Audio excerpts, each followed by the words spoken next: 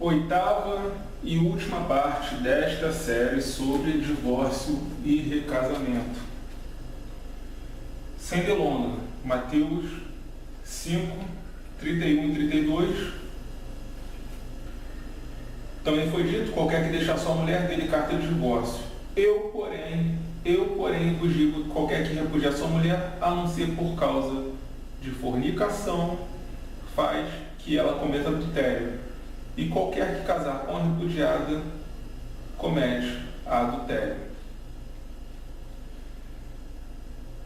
Nós já vimos em partes anteriores, nos vídeos anteriores desta série aqui, nós já vimos que Jesus faz um endurecimento de alguns mandamentos da lei.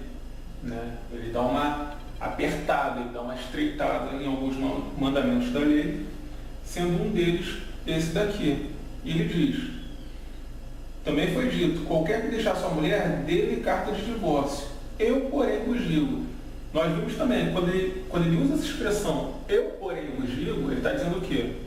Olha, agora eu vou passar uma coisa diferente para vocês. Eu vou passar uma coisa diferente para vocês.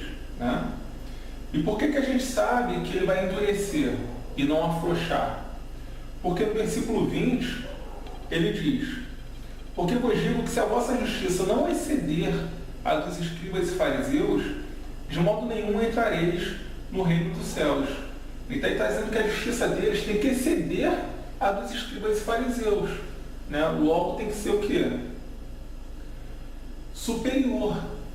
Então ele pega, a partir desse momento, desse versículo 20, ele pega diversos mandamentos da lei e vai afunilando. Ele vai apertando, ele vai tornando esses mandamentos mais rigorosos.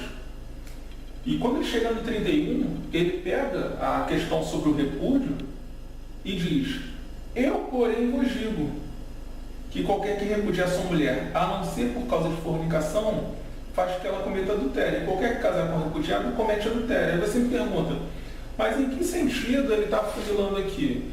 Em que sentido ele está apertando, se ele está liberando unicamente por um único caso que a lei já liberava, que era Mateus 24:1. Ele não está fazendo a mesma coisa do que a lei? A lei já liberava em Mateus 24:1. Então, em que sentido ele está afunilando a lei aqui? Mateus 19. Quando a gente chega em Mateus 19:3, nós vemos o seguinte: então chegaram ao pé dele os fariseus, tentando-o e dizendo-lhe: é lícito ao homem repudiar sua mulher por qualquer motivo? Porque na época dele, não era Deuteronômio 24:1 que estava sendo praticado. Era um liberalismo completo. Eles estavam podendo divorciar, dar carta de repúdio por qualquer motivo. Eu já expliquei, num vídeo anterior, que isso se deu por conta das escolas rabínicas de Hillel e Shammai, dos rabinos Hillel e Shammai, mais especificamente pela escola de Hillel, que ganhou uma influência tremenda na sociedade judaica da época. Então é por causa desse versículo 3 aqui que ele diz, até aqui no versículo 9 desse mesmo capítulo 19, qualquer que repudiar sua mulher, não sendo por causa de fornicação. Ele estava mandando aos judeus retomarem Deuteronômio 24:1. Ele estava dizendo que eles precisavam retomar o mandamento de Deuteronômio 24:1. Porque, fugindo de Deuteronômio 24:1, eles estariam adulterando. Conforme eu também já mostrei, Mateus é um livro escrito, lógico, a toda criatura para pregar o Evangelho, mas ele tem um foco evangelístico ali que é atingir o coração do judeu. Então ele traz algumas referências que somente um judeu entendia, que somente um judeu entenderia, porque ele estava falando diretamente com a cultura judaica.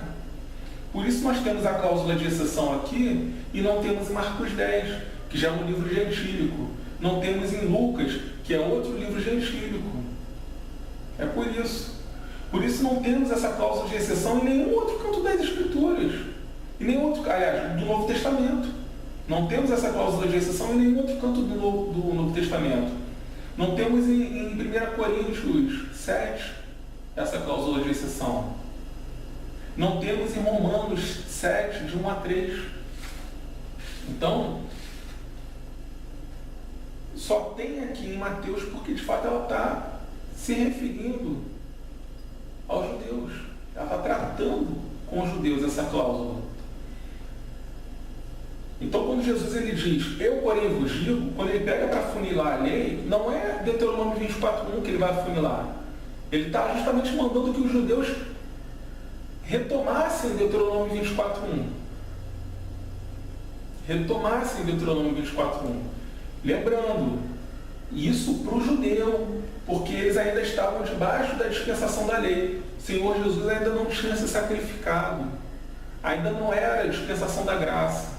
Não era a dispensação dos gentios ainda. Marcos escreve para os gentios, né? Então, Marcos pula, não menciona essa cláusula de exceção. Porque não faria sentido colocá-la ali para confundir a cabeça de um gentio que não entenderia. Né? Um gentio pensaria, poxa, então está valendo isso daqui? Então Marcos nem menciona. Lucas é a mesma coisa. Mateus menciona.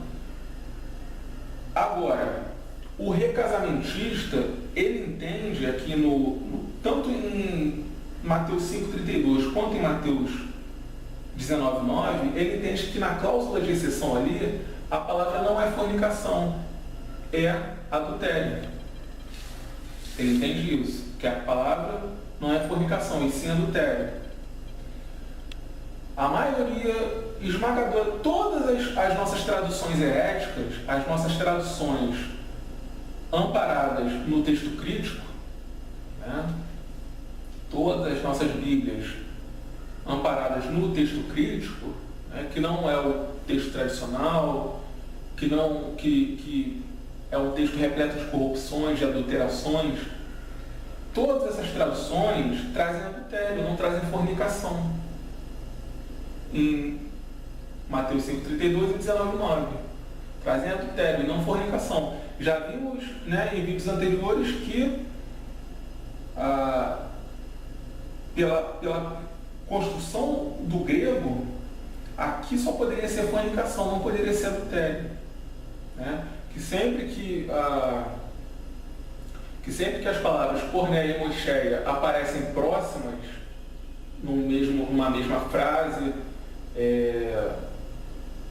ainda que separadas por orações, elas têm um sentido diferente. Então a porneia, que pode se referir porventura a adultério, ela acaba ganhando um sentido amplo de fornicação.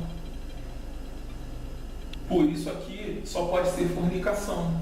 Vimos também que casos de fornicação na lei, eu mostrei isso num vídeo anterior, casos de fornicação na lei geravam a morte dos adúlteros. Né? Aliás, desculpa, casos de adultério na lei.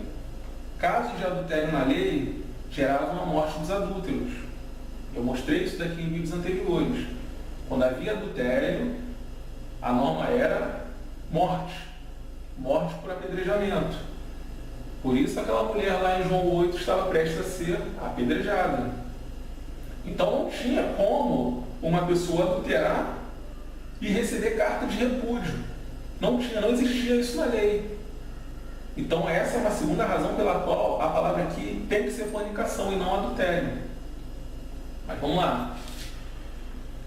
Os recasamentistas, eles dizem que a palavra aqui é adultério.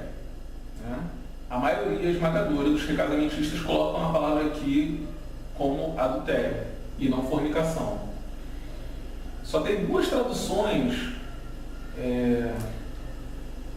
em português, duas traduções dessas traduções heréticas que não colocam adultério, mas elas pioram. A NVI, a NTLH, a NVI.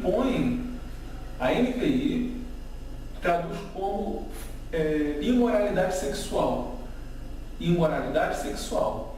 E a NVT relativiza ainda mais. Imoralidade. Só imoralidade. Tem imoralidade sexual e imoralidade. Imoralidade sexual, vamos lá. Imoralidade, o que pode ser imoral para mim, pode não ser para você. O que pode ser imoral para você, pode não ser para mim. Você concorda? Isso relativiza a questão. Né? Isso relativiza a questão. Tem crente que acha que determinada prática sexual é imoral. Tem outros que não. Então, relativiza a questão. A NVI bota a imoralidade sexual e a NVT vem e relativiza ainda mais. Imoralidade. A não ser em caso de imoralidade.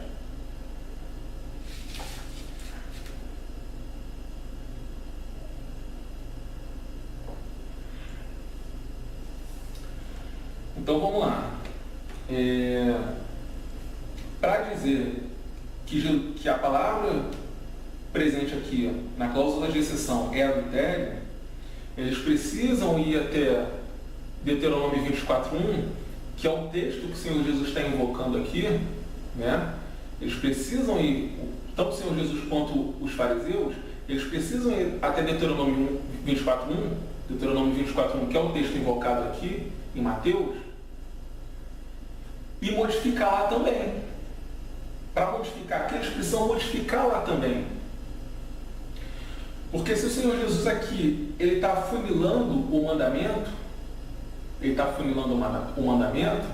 tornando mais rígido, mais rigoroso, e se ele não está se referindo à banalização do divórcio, que presente aqui no versículo 3 de Mateus 19, se ele não está se referindo à banalização do divórcio, então ele está se referindo aqui. Né? Então, para defender que a palavra aqui é adultério, eles precisam modificar Deuteronômio 24:1 e aumentar o lastro de tolerância presente na cláusula de Deuteronômio 24:1. Eles precisam aumentar a tolerância lá. Eles precisam tornar a tolerância ali mais abrangente. Do contrário, Jesus não está afunilando nada.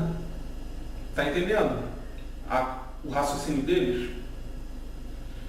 A tramóia. Está entendendo a tramóia? Quando eles modificam aqui para adultério, no lugar de fornicação, eles precisam modificar lá também. Então, em Deuteronômio 24:1, né? Em Deuteronômio 24:1, nós vemos aqui, ó, quando o homem aqui na CF, quando o homem tomar uma mulher e se casar com ela, que nós já vimos, né, que é desposar, pela tradução literal, pela King James. Então será que, se não achar graça em seus olhos, por nela encontrar coisa indecente, far-lhe-á uma carta de repúdio? Por nela encontrar coisa indecente, então, por nela encontrar coisa indecente, bate direitinho com a palavra fornicação, porque fornicação diz respeito ao quê? Um comportamento sexual imoral. Aí está falando de um comportamento sexual, né, uma prática sexual abominada por Deus. Abominada por Deus. Então ele fala aqui, encontrar coisa indecente. Coisa indecente. Bom, esse coisa indecente aqui, se você for na NTLH diz, porque há nela alguma coisa que não agrada a ele. Olha a relativização aqui. Então, na NTLH diz que o homem podia dar carta de repúdio à mulher, aqui em Deuteronômio 24:1, caso encontrasse nela qualquer coisa que não o agradasse. Não por encontrar algo indecente, e sim qualquer coisa que não o agradasse. NVI, por encontrar nela algo que ele reprova. A mesma coisa. Relativização total do texto. NVT, que é a nova versão transformadora, porque ele descobriu alguma coisa vergonhosa da parte dela. Esse coisa vergonhosa você também vê na João Ferreira de Almeida atualizado, né? Por haver ele encontrado nela coisa vergonhosa. Mas, gente, coisa vergonhosa pode ser muita coisa. O que é uma coisa vergonhosa? Descobriu que a mulher é hermafrodita, por exemplo, um caso ali de, né, é um caso de hermafrodita,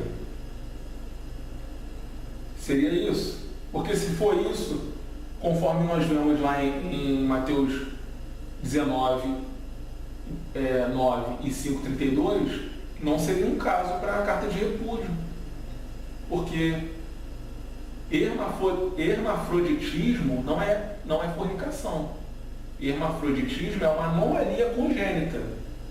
Não é uma prática sexual indecente, aberrante. A pessoa não tem culpa, mas seria algo vergonhoso. Aí vamos que ele descobre que a mulher tem a perna igual uma persiana, né? Cheia de estria igual uma persiana. É algo vergonhoso, mas não é fornicação, não é prática sexual indecente. Está percebendo para onde eles vão empurrando? Porque isso daí aumenta o lastro da tolerância. Então, assim, eles estão dizendo que o homem basicamente poderia divorciar da mulher por qualquer razão. Para quê? Para dizer lá em Mateus, quando Jesus afunila, quando ele diz, eu porém vos digo, que o afunilamento é o quê? Não, apenas em caso de adultério. Mas caramba, 99% dos divórcios, né, das brigas conjugais hoje em dia são por causa de adultério. São por causa de adultério. Só que eles estão tratando como se fosse, olha como Jesus está sendo rigoroso aqui. Lá era por qualquer coisa, em Deuteronômio 24. Aqui não, agora é só em caso de adultério. Na NBVP, que é a Nova Bíblia Viva em português, diz: se um homem casar-se com uma mulher e depois não gostar de alguma coisa nela, meu Deus, olha isso, e depois não gostar de alguma coisa nela,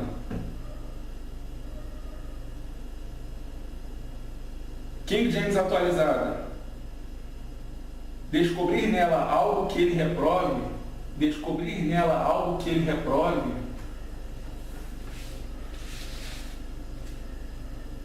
a ARC, vamos lá na ARC, né, a mais popular, Almeida Revista e Corrigida, Deuteronômio 24:1, na ARC. Quando um homem tomar uma mulher e se casar com ela, então será que, se não achar graça em seus olhos, por nela achar coisa feia,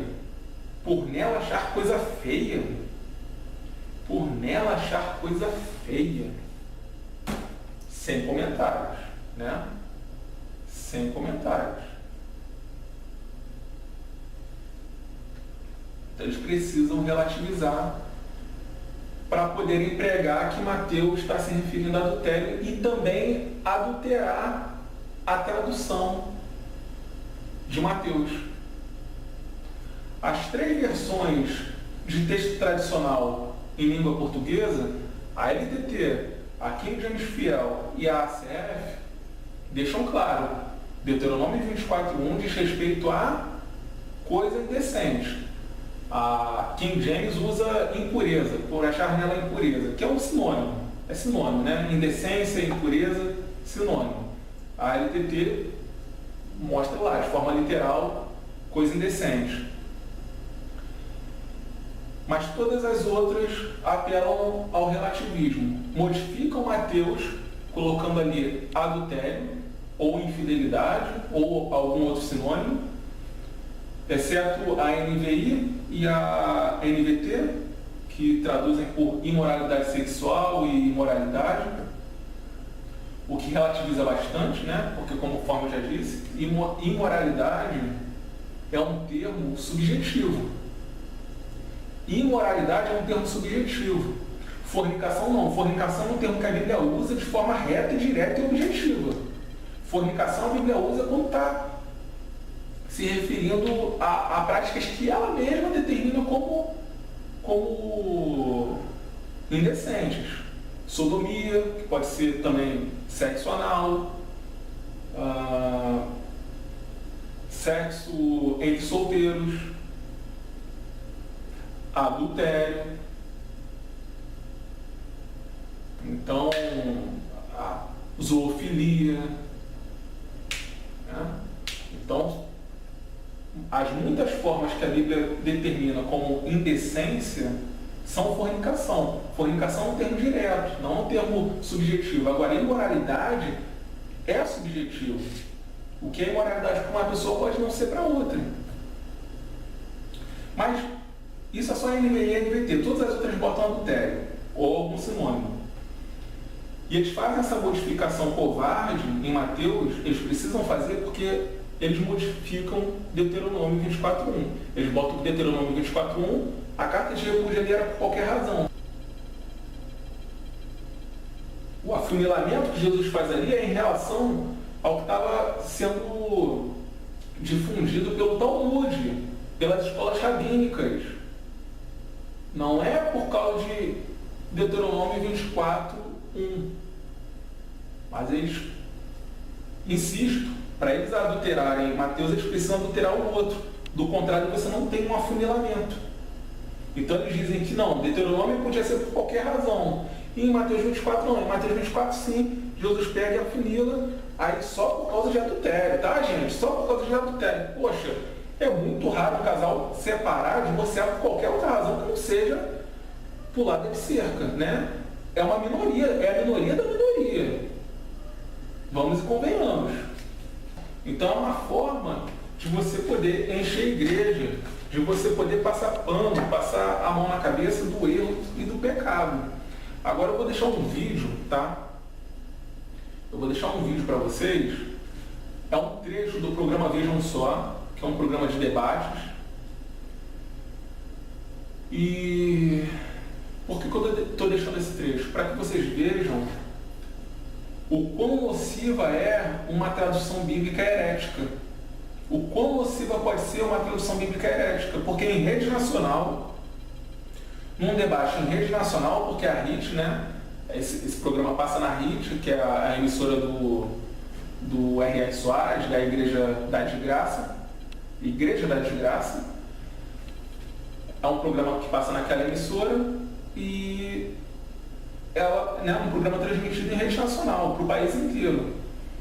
E é muito assistido por crentes, por cristãos do país inteiro.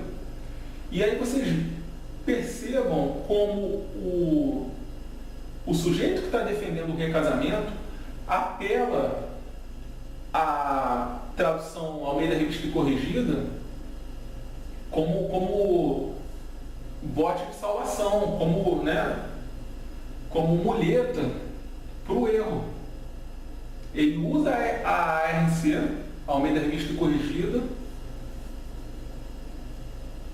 justamente enfatizando, olha só, essa é a tradução mais lida do Brasil, portanto, eu não posso estar errado.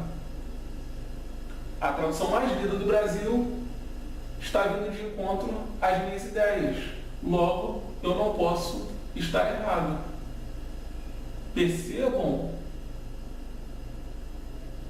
esse tipo de apelação que ele faz. Porque, lógico, a maioria do público é leigo e não sabe que a ARC, a Almeida Revista Corrigida,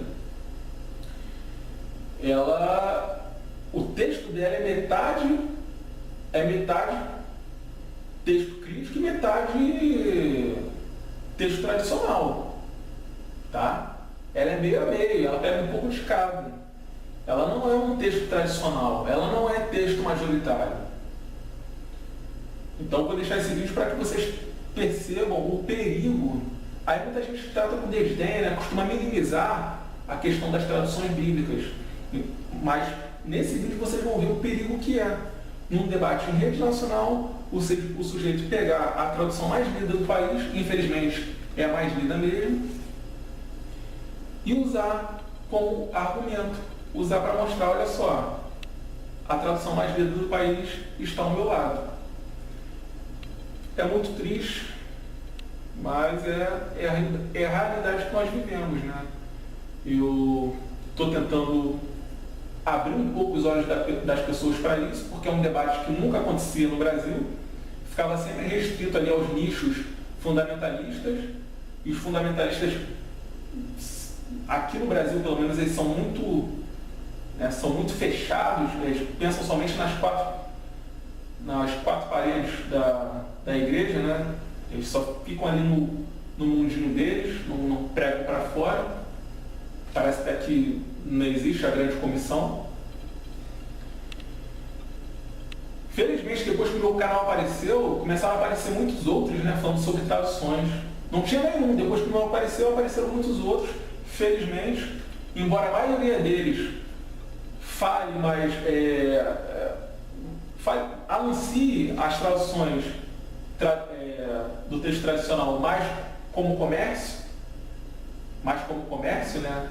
Não é por apreço, não é por convicção, é por comércio.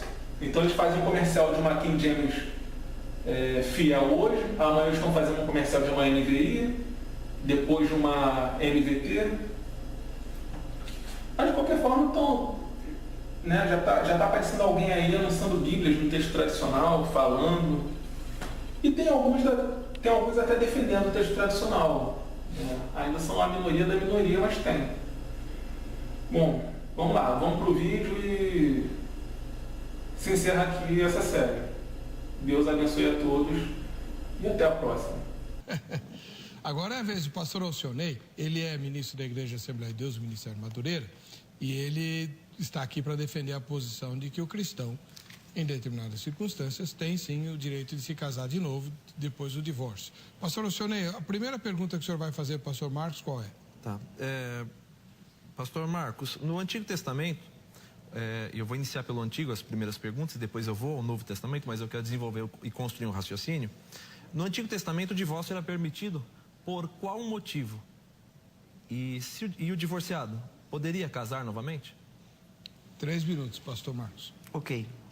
Vamos ao Velho Testamento, então. Foi dada uma lei, né, a Moisés. Ele é o intermediário de Deus e não o criador da lei, né, porque todo mundo fala lei de Moisés, mas na verdade quem criou essa lei foi o próprio Deus. Ele deu a permissão para o divórcio, mas ele não colocou aquilo como um mandamento. Ele permitiu o divórcio, não porque a partir daquele momento começaria a haver divórcio, né? Já existia, já era pré-existente o divórcio entre os judeus, entre os hebreus. Eles já tinham o costume de, enjoou da esposa, né? Viu uma outra mulher mais bonita, aquela desinteressou a ele, então ele a repudiava. E repudiar não é o mesmo que divorciar. Repudiar, na verdade, é rejeitar, é mandar embora. Então, veio a lei justamente para que isso não continuasse. Deus não está defendendo um divórcio ali. Ele está, na verdade, criando, né, uma forma de brecar isso, de parar com isso, colocando uma lei. Né? Se alguém vai se divorciar, se alguém vai repudiar sua mulher, tem que dar a ela a carta de divórcio, para que ela, se casando com outro homem, não esteja sendo tida como uma adúltera diante dos demais. Tá? Então, nisso, o homem também sofre na criação dessa lei, porque ele mandava a mulher embora, constituía um novo casamento e para ele estava tudo bem. Mas na lei do Velho Testamento, tanto ele como a mulher, né, estariam em adultério, e não somente a mulher. Então isso foi para frear. Deus lembrou o homem: quando você faz isso, você está, na verdade, caindo também em adultério. E se você não fizer a coisa como tem que ser feita, então ambos vão estar em adultério. Mas Deus não está dizendo ali, você pode se casar de novo. Em hipótese alguma, Deus está dizendo ali, você deve se casar de novo. Em hipótese alguma. Né? Ali foi a dureza do coração desses homens, ou seja, eles não aceitam. Como é dos dias de hoje. Foi duro naquela época, foi duro no tempo de Jesus, ainda mais duro no tempo de Jesus, para ele reafirmar, né, esse mandamento, essa lei, tá? E é mais duro nos dias de hoje, da gente manter essa questão de que se vai haver um divórcio, ambos precisam ficar solteiros. É muito mais difícil hoje. Por quê? Porque a humanidade, a igreja, caiu no pós-modernismo. Então hoje tudo é normal, pastor. Lá no Velho Testamento, Deus não afrouxou as rédeas para ninguém. Ele trouxe aqui nas rédeas, declarando, não é para acontecer. Malaquias, capítulo 2, versículo 16. Deus declara aqui na minha tradução: eu odeio o divórcio. Deus chama quem se divorcia de desleal, em Malaquias capítulo 2, verso 16. Está sendo infiel a Deus. Então eu não posso concordar com isso, pastor. Pastor Alcionei, o senhor tem 3 minutos para comentar. Com todo respeito ao pastor Marcos, né, a pergunta que eu fiz, ele não respondeu. O divórcio era permitido por qual motivo no Antigo Testamento? Eu, assim como o senhor, também não concordo com o divórcio. Eu tenho, o privilégio de poder reconciliar muitas pessoas que me procuram enquanto advogado, até pessoas não crentes que me procuram, onde a gente dá um aconselhamento e acaba revertendo aquela situação. Então, sou contra o divórcio. O senhor está casado há 17 anos, eu agora, em setembro, fiz 21 anos de casado. Então, sei bem das dificuldades que é manter um relacionamento. Estou há 21 anos com a mesma mulher, então sei bem das dificuldades. Mas a pergunta que eu havia feito, até para a gente desenvolver um raciocínio, no Antigo Testamento o divórcio era permitido por qual motivo? No Antigo Testamento o divórcio era permitido, em Deuteronômio 24, versículos 1 ao 4, diz que ao homem, se ela não for agradável aos seus olhos, ou seja, por qualquer motivo,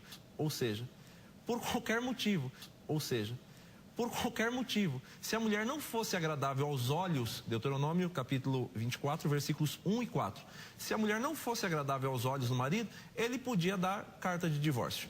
E a única vedação está no versículo 4, que diz o seguinte, que era somente proibido a este homem voltar com esta mulher se ela já tivesse contraído um novo relacionamento. Então era permitido o divórcio, Deuteronômio 24, de 1 a 4, ele poderia divorciar, dar carta de divórcio, liberando esta mulher do compromisso de fidelidade. Se ela contraísse relacionamento com outro homem, no versículo 4 diz então que ele não poderia retornar o relacionamento com ela. Então, no Antigo Testamento, era permitido o divórcio por qualquer motivo. No Antigo Testamento, era permitido o divórcio por qualquer motivo. No Antigo Testamento, era permitido o divórcio por qualquer motivo, simplesmente pelo fato de a mulher não ser agradável aos olhos do marido.